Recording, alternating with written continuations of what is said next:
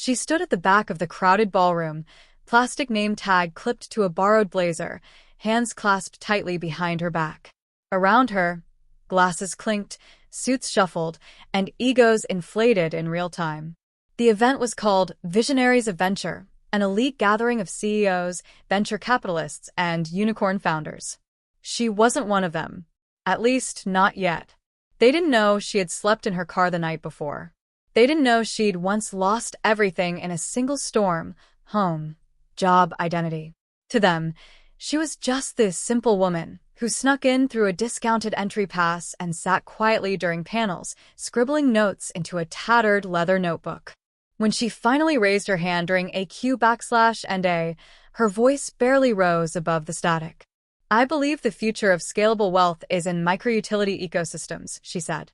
A billionaire at the front, famous for funding disruptive apps, paused, adjusted his gold cufflink, and laughed. Not cruelly, just carelessly. "That's adorable," he said into the mic, "but no serious investor's going to dump money into backyard power grids run by grandmas." The room chuckled. Cameras caught it. Some even clapped. She smiled. Not from amusement, from knowing something none of them did. Because while they were chasing valuations, she was building something no one could steal. After that, she disappeared into the background again. But behind the scenes, she was busy. Quietly, she began cold emailing scientists, engineers, municipal boards in small towns that didn't make headlines. She offered solutions, not ideas. Model star. Self-contained energy systems for low-income neighborhoods. Water recycling pods. Battery share networks designed for places the power companies ignored. No venture capital. No press. She used her savings, what little was left after years of surviving on pennies, and built one prototype in a forgotten rural town. Then another. Then two more. Within 3 months, she'd lit up entire blocks that had been dark for years. Then the videos began. Not sleek ad agency content. Just raw footage. A grandmother flipping a light switch in her trailer for the first time in weeks. A child using Wi-Fi to study at home. A community growing tomatoes under solar-powered lights. The clips went viral. TikTok was flooded with hashtags like #RealChange, #SilentGenius, #MicroPowerRevolution. Suddenly, the world wanted to know, who was this woman?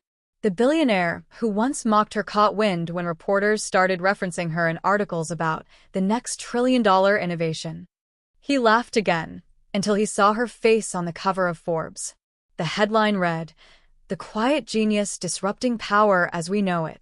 There she was, arms folded in front of a solar hub with a caption that chilled him. Sometimes the people with the best ideas are the ones you never saw coming. Panic hit the investment world.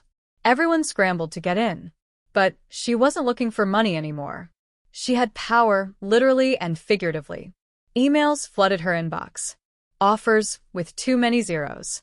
Even the billionaire who once humiliated her sent a message, this time calling her brilliant and asking to collaborate. She didn't reply. Instead, she posted a simple video, her sitting beside a small generator, surrounded by children drawing under artificial light. "I didn't do this for recognition," she said.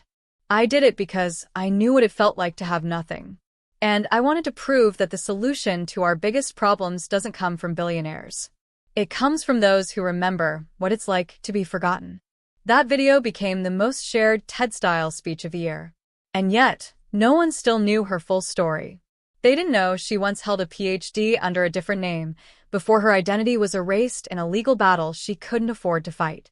That the patents being used in her systems were filed quietly years ago, long before the ballroom encounter. That she had waited patiently for the right time, not to get even, but to get heard. The billionaire? He faded from headlines after a series of failed investments. His face no longer opened doors. But hers did. Because she never asked to sit at their table. She built her own. And invited those who'd been locked out for too long. In the end, her power wasn't just electric.